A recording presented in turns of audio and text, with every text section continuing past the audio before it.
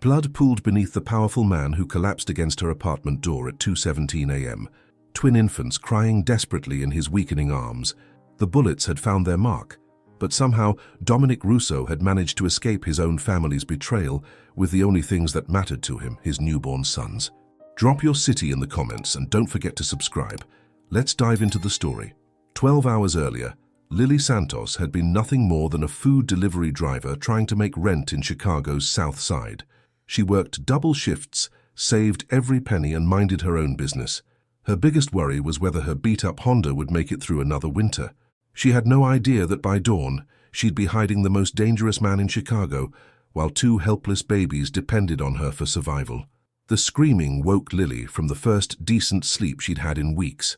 At first, she thought it was cats fighting in the alley behind her building.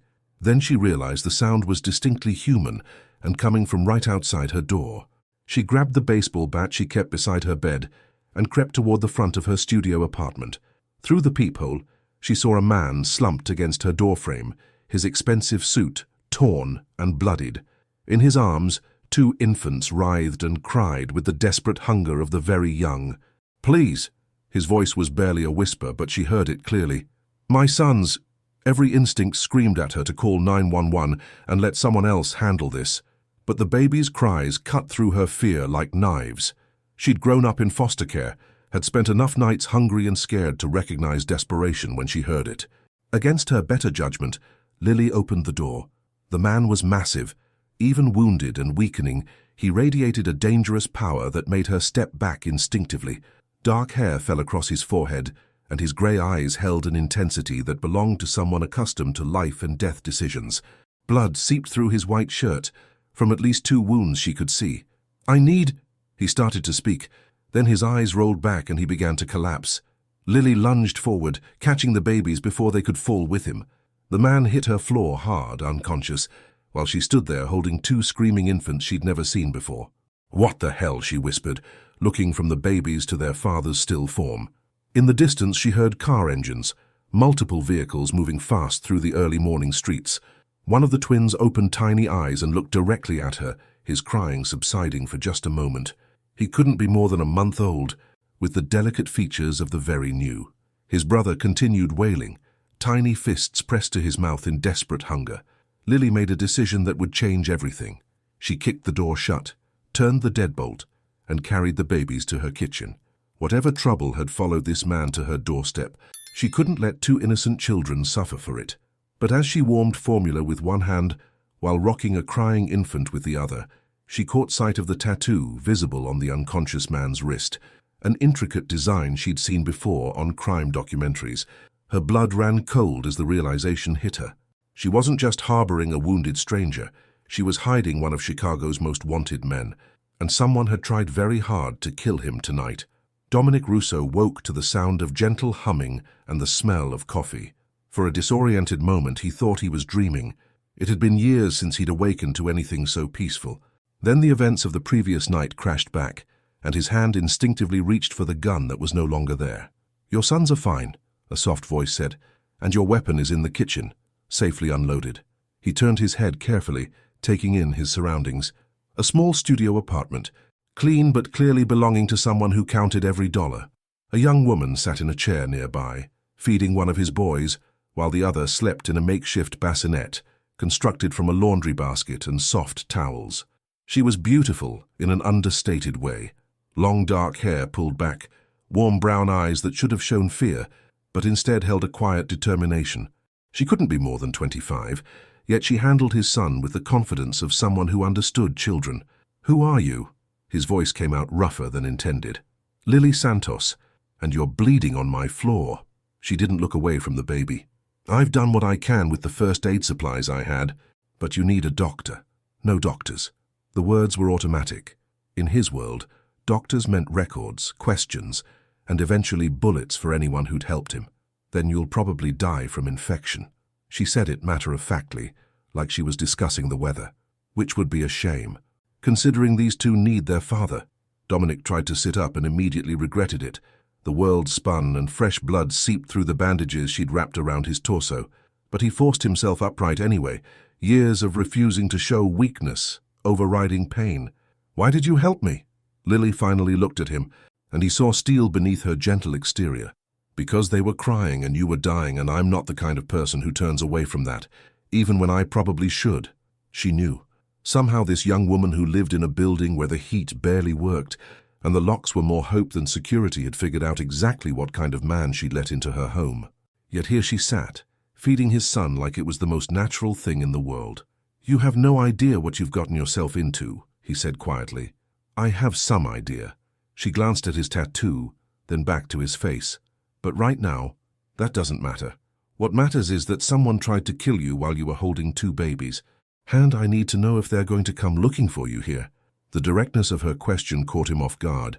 Most people in her situation would be hysterical by now, demanding answers or begging him to leave. Instead, she was thinking tactically, focused on the immediate threats rather than the larger implications. My own family sold me out, Dominic admitted, the words tasting like poison. They think I'm dead. For now we're safe. For now isn't good enough when there are children involved. Lily stood, settling his son in the basket next to his brother. I need the truth, all of it, because if I'm going to help you, I'm going to do it right. Something in her tone reminded him of his mother, the no-nonsense Italian woman who'd raised 5 sons in the shadow of organized crime, who'd demanded excellence, even when excellence meant violence. This girl had that same backbone, that same refusal to accept half measures. But as he looked at her small apartment, at the budget furniture and the careful way she'd rationed the formula between his boys, Dominic felt something he hadn't experienced in decades: guilt. Not for his choices, but for the danger he was bringing into her simple, honest life. If you're smart, he said slowly, you'll ask me to leave. Right now, before this gets complicated. Lily met his gaze steadily. If you were smart, you wouldn't have come to a random door with 2 babies while bleeding out from gunshot wounds. She tilted her head slightly. But here we are, and those children are counting on both of us to be smarter than we've been so far. In that moment, Dominic understood that he wasn't dealing with some naive girl who'd stumbled into his world. This was a woman who'd seen enough hardship to recognize it in others, who'd made impossible choices before and survived them. The question was whether she could survive the choice she was making now. By the second day, Lily had established a routine that surprised her with its normalcy. Wake at dawn to feed the twins, Marco and Matteo, their father had told her quietly when she'd asked their names. Check Dominic's wounds, force antibiotics down his throat, and pretend she couldn't see how he watched every shadow. How his hand never strayed far from the gun she'd returned to him. She'd called in sick to work, knowing she couldn't leave them alone, not when Dominic still couldn't stand without assistance, and the babies needed constant care. Her manager hadn't been happy, but Lily found she cared less about her job than she should have. Strange how quickly her priorities had shifted. You're good with them, Dominic observed as she changed Matteo's diaper with practiced efficiency. I raised my foster sister's baby for 6 months when she had complications after delivery. Lily didn't mention that those had been some of the hardest months of her life, working double shifts while caring for an infant, barely sleeping, choosing between formula and groceries. Babies are babies regardless of who their father is. Most people would disagree with that assessment. She looked at him sharply. Are you most people? Something shifted in his expression. Surprise, maybe, or recognition. No, I suppose I'm not. The twins had settled into a pattern too. Marco was the quiet one, content to observe the world with solemn dark eyes that reminded Lily disturbingly of his father. Matteo demanded attention, crying until he was held, refusing to sleep anywhere except pressed against someone's chest. They're too young to understand what happened to their mother, Dominic said, watching her rock Matteo to sleep. But they feel the loss. It was the first time he'd mentioned his wife, and Lily heard the carefully controlled grief in his voice. She wanted to ask how she died, when, whether it had been connected to the violence that seemed to follow him like a shadow. But something in his posture warned her away from those questions. They feel safe now, she said instead. That's what matters. Safe. He repeated the word like it was foreign. They haven't been safe since the moment they were born. They are now. Are they? Dominic's grey eyes fixed on her with an intensity that made her breath catch.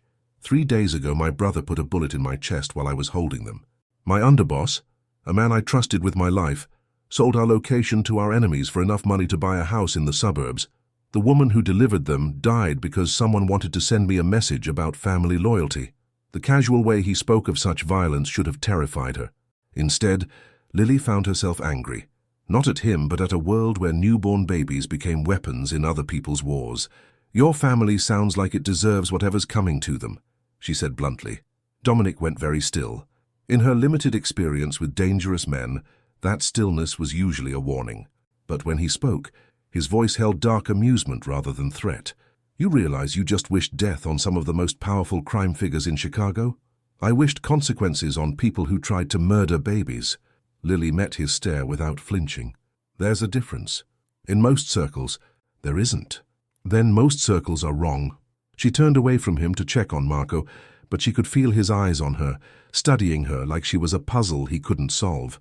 It should have made her uncomfortable. Instead, she found herself hyper-aware of his presence in her small apartment, of the way he moved despite his injuries, of how his voice changed when he spoke to his sons. "You're not what I expected," he said quietly. "What did you expect?" "Fear, questions, demands for money to keep quiet." Lily settled Marco in his basket and turned back to face him. "I don't want your money. Everyone wants my money. I want your children to be safe. I want their father to heal so he can protect them. I want whoever tried to kill them to fail." She shrugged. "Your money can't buy any of those things." For a long moment they stared at each other across the small space of her apartment. Outside, Chicago went about its business, unaware that one of its most notorious crime bosses was recovering in a studio apartment that cost less than what he probably spent on wine in a single evening. "My world has rules," Dominic said finally. "Codes that govern how we interact, how we do business, how we resolve disputes. You don't understand those rules." "No, I don't." Lily sat down in the chair she'd claimed as her own, close enough to reach the babies, but far enough from him to maintain some pretense of distance. "But I understand right and wrong, and trying to kill someone while they're holding babies is wrong by any standard. Right and wrong are luxuries most of us can't afford." That sounds like something someone tells themselves to justify doing terrible things. The words hung between them, challenging. Lily half expected him to be angry, to remind her that she was nothing more than a stranger who'd happened to open her door at the right moment. Instead, he studied her with something that might have been respect. "You're going to get yourself killed with that attitude," he said softly. "Maybe, but I'll sleep better knowing I tried to do the right thing." As night fell and the twins settled into sleep, Lily found herself wondering if she was naive or brave, or simply too stubborn to recognize when she was in over her head. What she did know was that tomorrow would bring new decisions, new dangers, and the growing certainty that her simple life was ending whether she wanted it to or not. The knock on her door came at 3 a.m. on their 4th night together. 3 sharp raps, followed by silence. Lily woke instantly, adrenaline flooding her system as she saw Dominic already moving, gun in hand, despite the pain that made every motion careful. He held up one finger for silence, then motioned for her to get the babies. They'd rehearsed this. If trouble came, her job was the twins. His job was everything else. Simple division of labor that felt anything but simple in the dark of her apartment. Another knock, more insistent now. Then a voice, male and nervous. "Package delivery." Dominic's expression turned lethal. No one delivered packages at 3 a.m. More importantly, no one had her address except her landlord, her boss, and the few family members she rarely spoke to. Someone had found them, which meant their sanctuary was about to become a battlefield. He moved to the window, keeping low, and peered through a gap in the curtains. Lily held both babies against her chest, their warmth and weight grounding her as fear threatened to take over. She could hear them breathing, small and trusting, unaware that their world might be about to explode again. "2 men outside the door," Dominic whispered. 3 more by the cars." He turned back to her, and she saw something in his face that made her stomach drop. "They're not here to negotiate." "What do we do?" "You take Marco and Matteo to the bathroom. Lock the door, don't come out until I tell you, no matter what you hear." The calm authority in his voice should have been reassuring.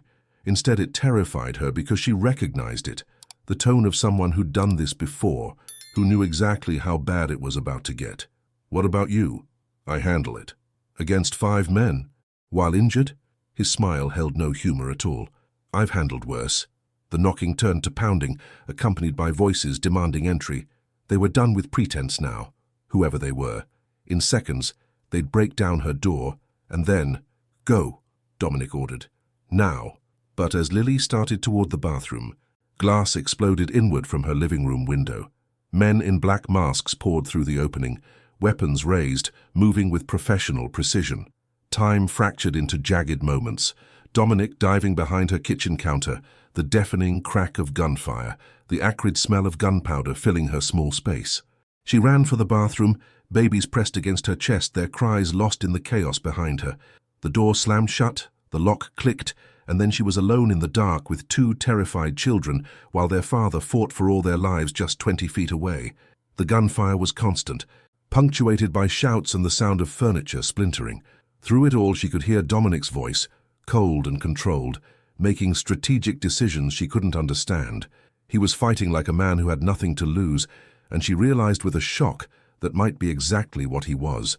Then suddenly, silence. Lily pressed her ear to the door, straining to hear anything that would tell her if Dominic was alive or dead. The twins had gone quiet too, as if they sensed the danger that surrounded them. In the suffocating stillness of her bathroom, she held her breath and waited for either rescue or execution. A soft knock on the bathroom door nearly stopped her heart. "It's over," Dominic's voice rough with exhaustion but unmistakably alive. "You can come out." She opened the door to find her apartment transformed into a war zone. Bullet holes pocked the walls, her furniture lay in ruins, and blood-stained surfaces that had been pristine just minutes before. But Dominic stood upright, checking his weapon with practiced efficiency, alive despite odds that should have killed him. "How?" The question came out strangled. "They underestimated me." He looked at the babies in her arms, something soft entering his expression, and they weren't expecting a narrow hallway that created a bottleneck. "Are they?" She couldn't finish the question. 2 escaped. 3 didn't. He said it without emotion, as if discussing the weather rather than human lives. "We need to leave, now. More will come, and next time, they'll be better prepared."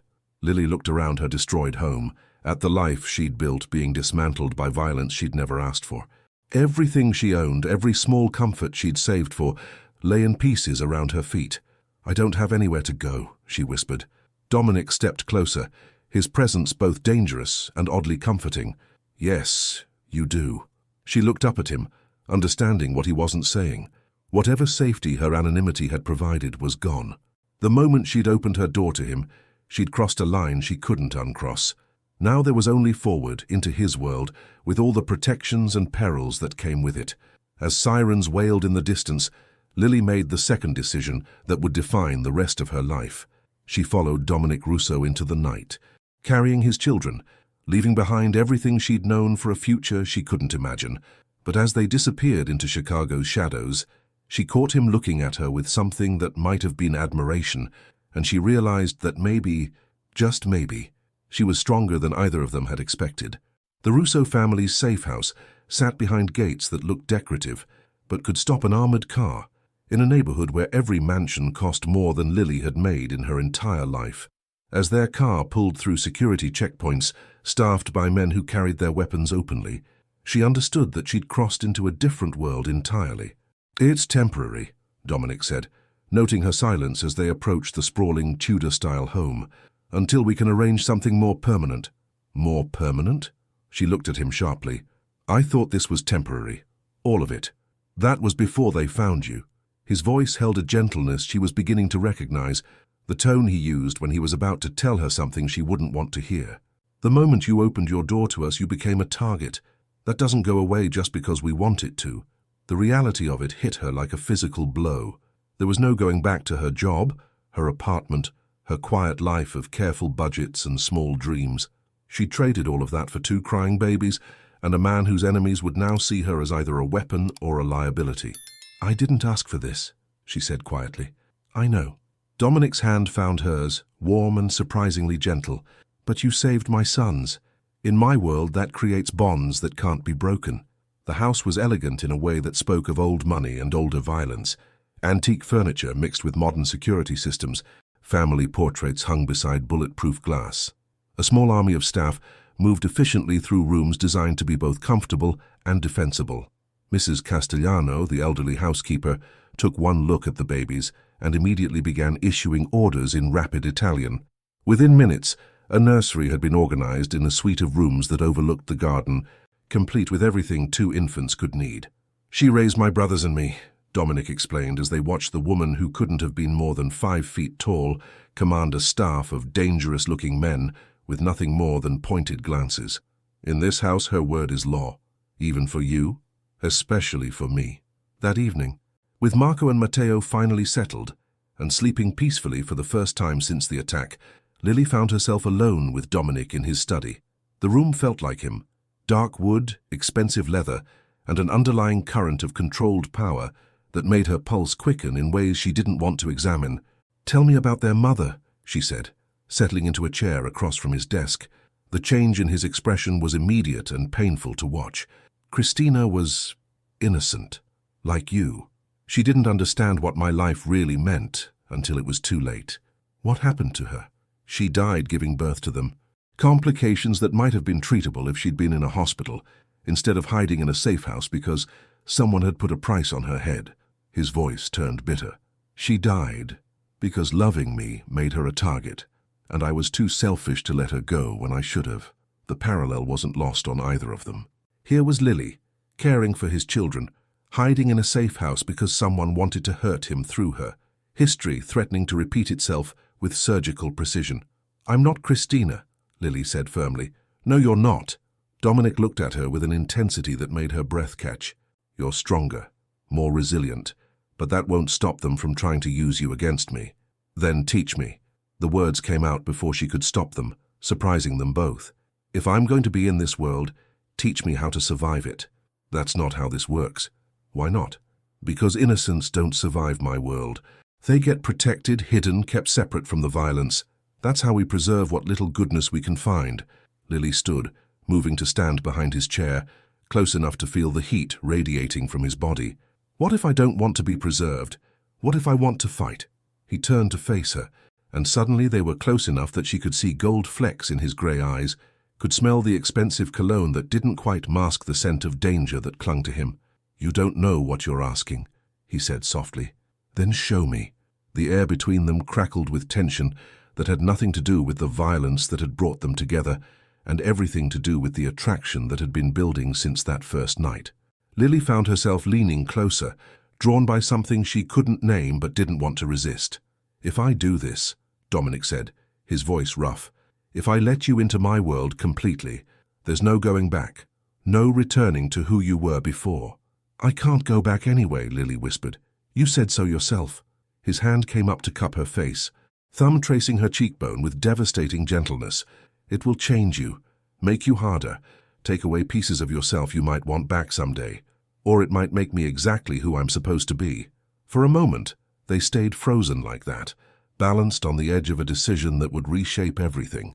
Then Dominic's phone buzzed with an urgent message, breaking the spell and reminding them both that they lived in a world where even private moments were borrowed time. He checked the message, and his expression darkened. "My brother wants to meet. Claims he has information about who betrayed us. It's a trap." "Probably." He stood, already shifting into the cold, calculating mode she was beginning to recognize. "But it's also our best chance to end this, before more people get hurt." As he prepared to leave, Lily realized that this was her new reality, waiting for a dangerous man to return from situations that could easily kill him. Caring for children who might be orphaned by sunrise, living with the knowledge that every day might be their last. But as she watched him check his weapons and coordinate with his security team, she also realized something else. She was no longer afraid. Instead, she felt alive in a way she never had before, energized by the danger and drawn to the darkness in ways that should have horrified her. Maybe Dominic was right. Maybe his world would change her, take away pieces of innocence she'd never get back. But as she looked at his sleeping sons, at the man who was willing to risk everything to protect them, Lily found that she was ready for that change, ready to become whoever she needed to be to keep this strange, dangerous family together. The only question was whether she'd survive the transformation. The meeting with Dominic's brother took place in an abandoned warehouse that smelled of rust and broken dreams. Lily watched from the SUV's bulletproof windows as Dominic walked across the empty lot, flanked by two of his most trusted men. Even from a distance, she could see the tension in his shoulders, the careful way he moved that spoke of a man walking into a trap. "He shouldn't be doing this," she muttered, earning a sharp look from Vincent, the bodyguard Dominic had assigned to protect her. "Boss knows what he's doing," Vincent replied, but his hand never left his weapon. Through the static of their communication device, they heard voices echoing in the warehouse. Dominic's brother, Lorenzo, sounded nervous, talking too fast about territories and family loyalty. But it was the third voice that made Lily's blood run cold. Smooth, cultured, and completely unfamiliar. "That's not his brother," she said, recognition flooding through her. Vincent was already reaching for his radio when the shooting started. The warehouse exploded into chaos as multiple muzzle flashes lit up the windows. Dominic's voice crackled through their earpieces, calm despite the gunfire surrounding him. "Get her out of here, now." "No." Lily grabbed Vincent's arm as he started the engine. "We don't leave him. Orders are orders. Miss Santos. Then you'd better hope he doesn't die in there, because if he does, those children lose their father and I lose." She stopped, not ready to finish that thought even to herself. Vincent studied her face for a moment, then made a decision that would either save them all or get them killed. He threw the SUV into gear and drove straight toward the warehouse, calling for backup on 3 different channels. Inside the building, Dominic had taken cover behind a concrete pillar, calculating angles and ammunition, while his brother cowered behind a stack of crates. The third man, who Lily now recognized as Marcus Torino, head of a rival family, commanded the tactical team with professional efficiency. "Nothing personal, Dominic," Torino called out, "but your territory is worth more than your life." "It usually is," Dominic replied, reloading with practiced ease. "Question is, are you willing to die for it?" The SUV crashed through the warehouse's side door just as Torino's men closed in for the kill. Lily saw Dominic's expression change from grim determination to pure fury as he realized she'd refused to run. "Driver's seat now," Vincent ordered, jumping out with his weapon drawn. Lily had never driven anything bigger than her Honda, but she found herself behind the wheel of an armored vehicle, laying down covering fire while Vincent and the backup team fought their way to Dominic. It should have terrified her. Instead, she felt strangely calm, focused on the simple goal of getting her family out alive. Because that's what they were now, she realized. Family. Not by blood or law, but by choice and circumstance and the bonds forged in fire. The ride back to the safe house was silent, except for Marco's hungry cries and the sound of Dominic cleaning his weapons. Lily could feel his anger radiating from the seat behind her, but she kept her eyes on the road and her thoughts to herself. It wasn't until they were safely behind the mansion's gates that he finally spoke. "You disobeyed a direct order." "Yes, I did." She turned to face him, chin raised defiantly. "And if you died in there because I followed it, I'd never forgive myself. You could have been killed. So could you." They stared at each other across the SUV's interior, tension crackling between them like live electricity. Vincent cleared his throat uncomfortably and quickly found somewhere else to be. "This is exactly what I was trying to protect you from," Dominic said quietly. "The violence, the impossible choices, the way this life consumes everything good it touches. Maybe I don't want to be protected anymore." Lily stepped closer, close enough to see the gold flecks in his grey eyes, close enough to smell the gunpowder that clung to his clothes. "Maybe I want to be trusted." His hands came up to frame her face, thumbs tracing her cheekbones with devastating gentleness. "Trust is dangerous in my world. Everything is dangerous in your world, but some things are worth the risk." The space between them disappeared as he kissed her, and Lily understood with sudden clarity why women lost themselves to dangerous men. There was something addictive about the intensity, the way he kissed her like she was air and he was drowning, the controlled power in his hands as they tangled in her hair. When they broke apart, both breathing hard, she saw something new in his expression, not just desire but recognition. She wasn't the innocent he'd first rescued anymore. She was becoming something else entirely. "Lorenzo sold us out," he said, his voice rough with emotion. "My own brother. What happens now?" Dominic's expression turned cold, calculated. "Now we end this. All of it." But as they walked toward the house, Lily caught sight of a figure in the shadows beyond the gates. Someone who shouldn't have been able to get that close. Someone who'd been watching and waiting for exactly this moment. The game was far from over. The attack came at dawn, just as the house was stirring to life. Lily woke to the sound of breaking glass and Vincent's urgent voice in the hallway. "Lockdown protocol, now!" She grabbed the babies and ran for the panic room Dominic had shown her on their first night, her heart hammering as automatic weapons fire echoed through the mansion. This wasn't a probing attack like the warehouse had been. This was a full assault, designed to wipe out the Russo family once and for all. The panic room was hidden behind a bookshelf in Dominic's study, accessible only by fingerprint and retinal scan. As the hidden door slid shut behind her, sealing her and the twins in soundproof safety, Lily realized she could no longer hear the fighting above. The silence was worse than the gunfire had been. Hours crawled by in the underground chamber. The twins, sensing her anxiety, fussed and cried despite her best efforts to soothe them. She fed them, changed them, and tried not to think about what might be happening to the man she was falling in love with. When the all-clear signal finally came, 3 short knocks, a pause, then 2 more, Lily nearly sobbed with relief. But it was Mrs. Castellano's face that appeared when the door opened, not Dominic's. "Where is he?" Lily demanded. The older woman's expression was grim. "Hospital, he's alive, but—" She trailed off, unable to finish the sentence. The ride to the private medical facility passed in a blur of Chicago streets and desperate prayers. When they arrived, Lily understood why Mrs. Castellano had looked so worried. Dominic lay unconscious in the ICU, machines monitoring vital signs that looked far too fragile for a man who'd seemed invincible just hours before. "The doctors say he'll recover," Vincent reported quietly. But it was close, too close.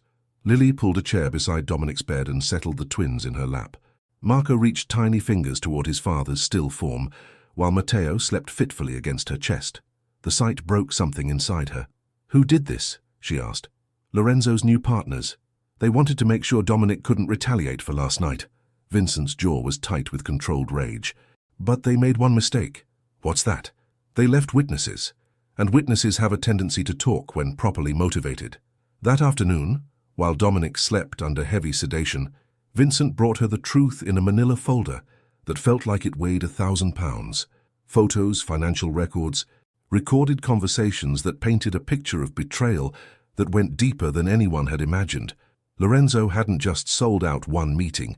He'd been feeding information to their enemies for months, orchestrating the attack on Christina, arranging the ambush that had driven Dominic to Lily's door, planning a systematic destruction of everything the Russo name represented. "Why?" Lily whispered, staring at bank records that showed payments going back nearly a year. "Power. Money. The usual reasons." Vincent closed the folder, but mostly because he was tired of living in Dominic's shadow. "What happens when Dominic wakes up?" Vincent's smile was sharp as a blade. "Justice." But when Dominic finally opened his eyes that evening, his first word wasn't about revenge or retribution. It was her name, spoken with a relief that made her heart clench. "You're safe," he said, struggling to sit up despite the tubes and wires connected to his body. "I'm safe, the boys are safe." Lily leaned over him. "Careful not to disturb the medical equipment. Thanks to you." "Lorenzo." "Vincent has him, along with everyone who helped him." She hesitated, then decided he needed to hear all of it. "It was bigger than we thought, a conspiracy that goes back months." Something dark and dangerous flickered in Dominic's eyes. But when he spoke, his voice was calm. "Good. That makes this easier." "Makes what easier?" Instead of answering, he reached for her hand, intertwining their fingers with a gentleness that belied the violence he was undoubtedly planning. "I love you." The words hung in the air between them, simple and earth-shattering at the same time. Lily felt her breath catch, felt the world shift around her as everything she'd been afraid to acknowledge rose to the surface. "You could have died today," she whispered. "But I didn't, because I had something worth fighting for." His thumb traced circles on her palm. "I had you and them, a family worth protecting." She leaned down and kissed him, tasting hope and desperation, and the promise of a future that seemed impossible but felt inevitable. When they broke apart, she saw her own feelings reflected in his eyes. "I love you too," she said. "All of you. This whole dangerous, complicated family." But as visiting hours ended and she prepared to return to the safe house, Lily caught sight of Vincent's expression in the hallway, the kind of look that meant plans were being made, decisions that would reshape their world in ways she couldn't yet imagine. Tomorrow would bring consequences for Lorenzo's betrayal, and once that blood debt was paid, Dominic Russo would no longer be a man running from his enemies. He'd be a man with nothing left to lose and everything to protect. Lorenzo Russo's final meal was served in the warehouse where he'd tried to kill his brother. Dominic had insisted on that particular touch, a reminder that betrayal carried specific consequences in their world. Lily watched from the observation deck above, the twins sleeping peacefully in her arms while justice unfolded below. She should have been horrified. A month ago, the thought of witnessing what was about to happen would have sent her running. But a month ago, she hadn't held dying babies while their father bled out on her floor. She hadn't learned to love a man whose enemies would destroy anyone he cared about just to hurt him. "You don't have to watch," Dominic said quietly, joining her at the reinforced glass window. "Yes, I do." Her voice was steady, certain. "If I'm going to be part of this family, I need to understand all of it, even the parts that are hard to stomach." Below them, Lorenzo sat bound to a chair, facing the brother he'd tried to murder. Even from a distance, Lily could see his fear, the way his hands shook as Dominic approached with measured steps. "Family," Dominic's voice carried clearly through the intercom system. "It's supposed to mean something sacred. Blood protecting blood. Loyalty that can't be bought or broken. Dominic, please." Lorenzo's voice cracked with desperation. "I can explain. Explain how you sold out Christina's location, leading to her death. Explain how you arranged for assassins to be waiting when I brought my newborn sons home." Dominic circled the chair like a predator evaluating prey. "Or explain how you took money from our enemies while they planned to torture your own nephews." The conversation continued, but Lily found herself focusing less on the words and more on Dominic's controlled movements, the way he held himself with absolute authority, even when discussing the most painful betrayals. This was who he really was, not the wounded man who'd collapsed on her doorstep, but the leader who commanded respect through fear and inspired loyalty through protection. "He's going to kill him," she said, not asking but stating a fact. Vincent, who'd been standing silently behind them, nodded. "Has to. In our world, family betrayal has only one punishment. And you're okay with that?" Lorenzo signed his own death warrant the moment he took that first payment. Vincent's expression was implacable. Some lines can't be uncrossed. When it was over, Dominic returned to them with blood on his hands and emptiness in his eyes. He'd done what needed to be done, but Lily could see the cost written across his features. Killing family, even treacherous family, left scars that never fully healed. "It's finished," he said simply. "Is it?" Lily shifted Marco in her arms, noting how the baby seemed to sense his father's mood and fussed restlessly. "Or is this just the beginning? The immediate threats are handled. The families who backed Lorenzo's play have been discouraged from future interference." Dominic's voice was matter-of-fact, as if he were discussing business mergers rather than warfare. "We're as safe as we'll ever be." But that night, as they lay in bed at the safe house with the twins sleeping in their bassinet nearby, Lily felt the weight of everything that had changed. She wasn't the woman who'd delivered food for tips and worried about rent money. She was someone who'd watched a man die for betraying her family and felt justice rather than horror. "No regrets?" Dominic asked, his arm tightening around her. "About what?" "Any of it. Opening your door, staying, becoming part of this." Lily considered the question seriously, thinking about her old life and the safety she'd traded for love and danger in equal measure. "The only regret I have is that it took me 25 years to find you." His laugh was rough with emotion. "Most people would say you found trouble, not love. Most people are wrong." She turned in his arms to face him. "You want to know what I really think? Tell me." "I think some people are meant for quiet lives, safe lives, predictable lives. And I think other people are meant for something bigger, even if it's dangerous." She traced the line of his jaw with her fingertips. "I was never going to be happy delivering food forever, Dominic. I just didn't know what I was supposed to be doing instead. And now you do? Now I know I'm supposed to be here. With you. With them." She glanced toward the sleeping babies, building something worth protecting. As dawn approached, bringing news of rival families backing down and territories being redistributed, Lily understood that they'd survived more than just a series of attacks. They'd survived the transformation from strangers to family, from victims to victors. But it was the soft knock on their door at 6 a.m. that reminded her how quickly safety could turn to danger in their world. Vincent's voice, urgent but controlled. "Boss, we have a situation." The message was simple and terrifying. Someone had taken Mrs. Castellano, the woman who'd raised Dominic and his brothers, who represented everything good and stable in their dangerous world. The note left behind was equally direct. "Exchange yourself for the old woman, or we start sending pieces." As Dominic read the ransom demand, His expression turned colder than Lily had ever seen it. Whoever had taken Mrs. Castellano had just made the last mistake of their lives. The exchange was set for midnight at Navy Pier, with terms designed to humiliate Dominic as much as eliminate him. Come alone, unarmed, and walk into what was obviously a trap designed to end the Russo family's power permanently. "You can't seriously be considering this," Lily said, pacing their bedroom while Dominic methodically checked weapons that he supposedly wouldn't be carrying. "Mrs. Castellano raised me from the age of 12. His voice was calm, but she could see the controlled fury in every movement. "She's family, more than family. And walking into an obvious ambush helps her how exactly? Who says I'm walking into anything?" Dominic turned to face her, and she saw the cold calculation that had made him one of Chicago's most feared leaders. They want Dominic Russo to come alone and defenseless. That's exactly what they'll get. But as the evening wore on and final preparations were made, Lily realized that Dominic's plan wasn't the suicide mission it appeared to be. Vincent and his team would be positioned throughout the pier, invisible but ready.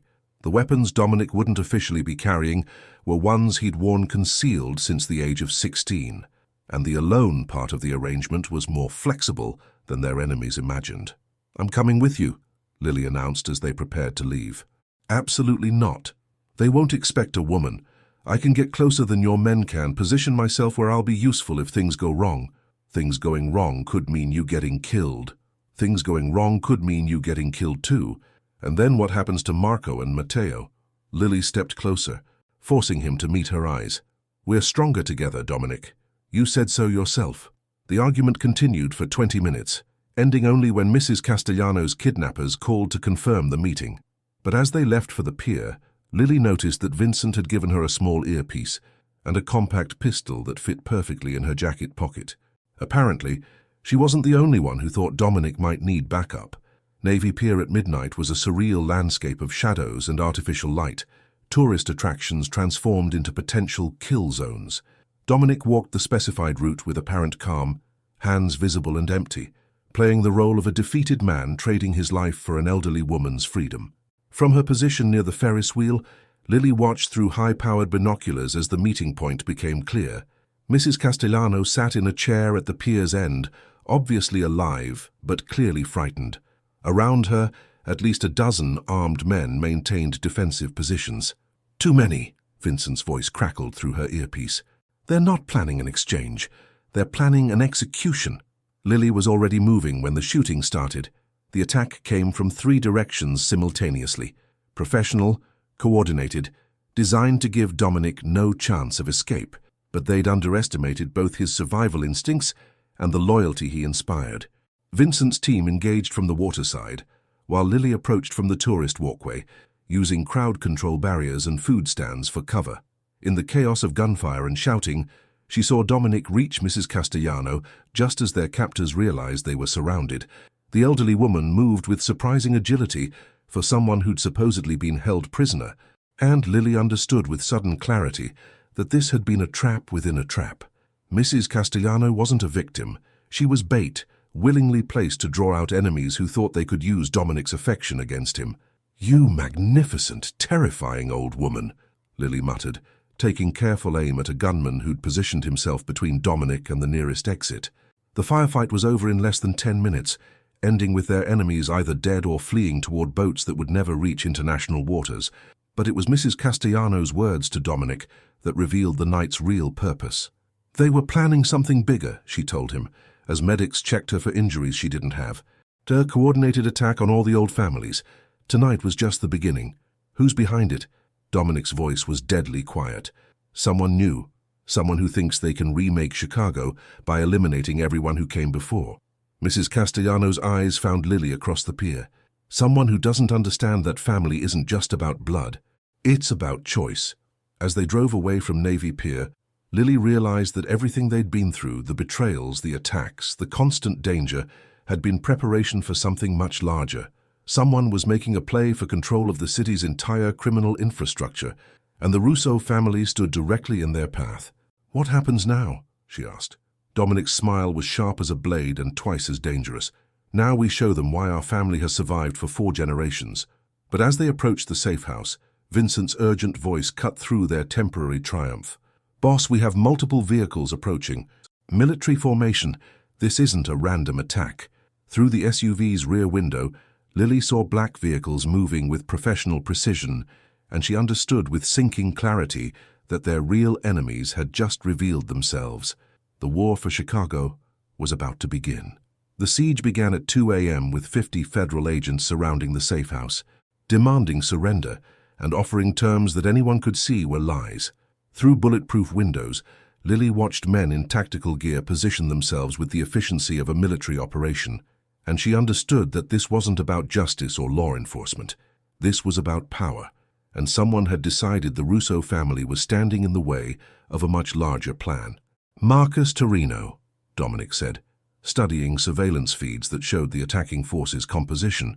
"He's been working with federal contacts, feeding them information about our operations, while positioning himself to take over when we're eliminated."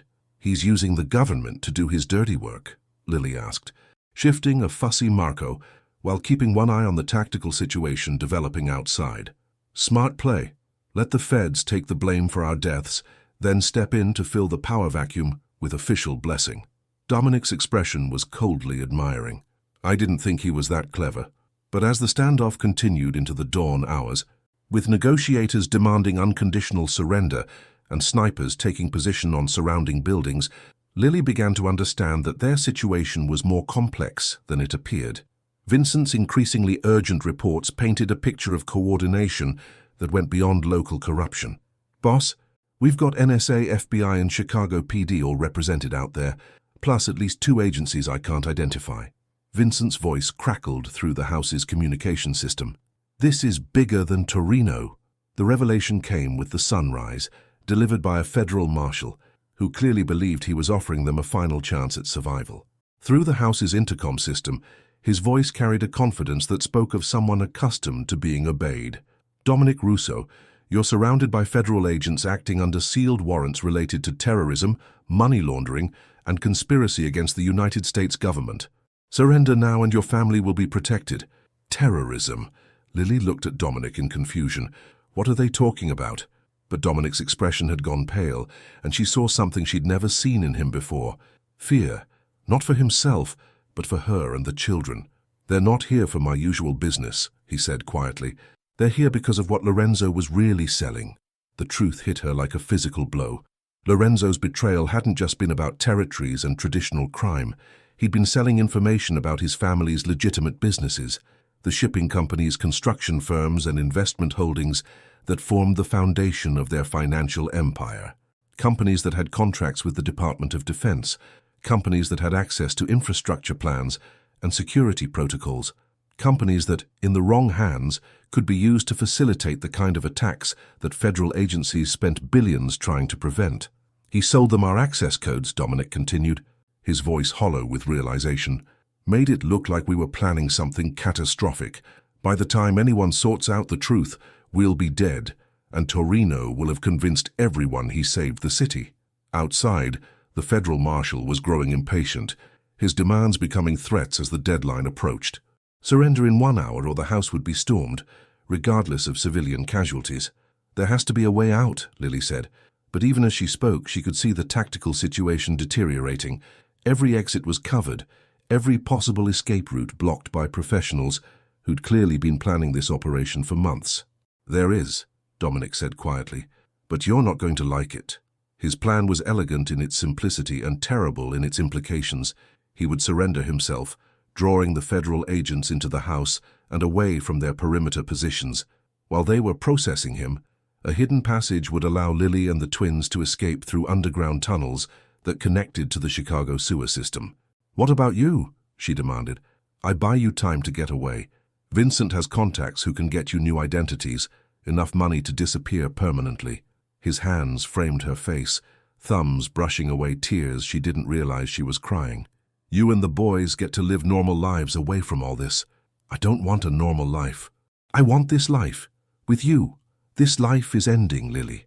One way or another, it's over." But as the federal deadline approached and final preparations were made, Mrs. Castellano appeared with information that changed everything. In her hands was a digital recording that Lorenzo had made before his death, a desperate attempt at insurance that he'd hidden in the one place he knew Dominic would eventually find it. He confessed to everything, the elderly woman said, playing the file that contained Lorenzo's voice detailing his conspiracy with federal contacts, his fabrication of evidence, and his specific plan to frame his brother for crimes that existed only in his imagination. "This proves our innocence," Lily said, hope flooding through her. "It proves Lorenzo was lying," Dominic corrected grimly. "But it doesn't change the fact that 50 federal agents are outside with orders to bring us in dead or alive." The final confrontation came not through violence, but through Vincent's contacts in the legitimate press. By broadcasting Lorenzo's confession simultaneously across 3 major networks, they forced the federal operation into the spotlight at exactly the moment when questions were being raised about its legal foundation. Politicians who'd been happy to authorize a secret operation against a crime family suddenly found themselves answering public questions about due process and evidence. The siege ended not with gunfire, but with federal officials discreetly withdrawing, while their superiors in Washington scrambled to distance themselves from what was rapidly becoming a public relations nightmare. Marcus Torino, exposed as the architect of a conspiracy that had involved fabricating federal evidence and manipulating law enforcement agencies, disappeared from Chicago that same day. His body was found a week later in a shipping container bound for Sicily, bearing evidence of the kind of professional attention that left no doubt about who had arranged his final journey. 6 months later, Lily stood in the garden behind their new home, not a safe house or temporary refuge, but a place they'd chosen together, where Marco and Matteo could grow up surrounded by the kind of security that came from being genuinely loved rather than merely protected. "Any regrets?" Dominic asked, joining her as she watched the twins take their first tentative steps across the grass. "About which part? Falling in love with a crime boss? Becoming part of a world where people solve problems with guns? Or learning that sometimes the most dangerous criminals wear badges and work in federal buildings? Any of it. All of it." Lily considered the question seriously, thinking about the woman she'd been when this all began, alone, struggling, convinced that safety meant avoiding risk at all costs. That woman would never have imagined she could be happy in a life where love came with bodyguards and family dinners required security sweeps. "You know what I regret?" she said finally. "Tell me. I regret that it took me 25 years to find out who I really was. And I regret that we had to go through hell to get here." She turned to face him, this dangerous man who'd somehow become her safe harbor. "But I don't regret a single choice I made after I opened that door." As the sun set over Chicago, and their children played in the garden that had become their sanctuary, Lily understood that some stories didn't end with traditional happy endings. Instead, they ended with the recognition that happiness could be found in the most unlikely places, built from the most impossible materials, and sustained by the simple decision to choose love over fear. Even when love came with guns, and family meant accepting that sometimes the most important protection came from being willing to fight for what mattered most. The Russo family had survived betrayal, federal conspiracy, and enemies who'd underestimated the power of loyalty freely given. But more than that, they discovered that family wasn't just about blood or obligation. It was about the conscious choice to stand together against whatever tried to tear them apart. And in a world where such choices carried deadly consequences, that made them stronger than any of their enemies had imagined possible.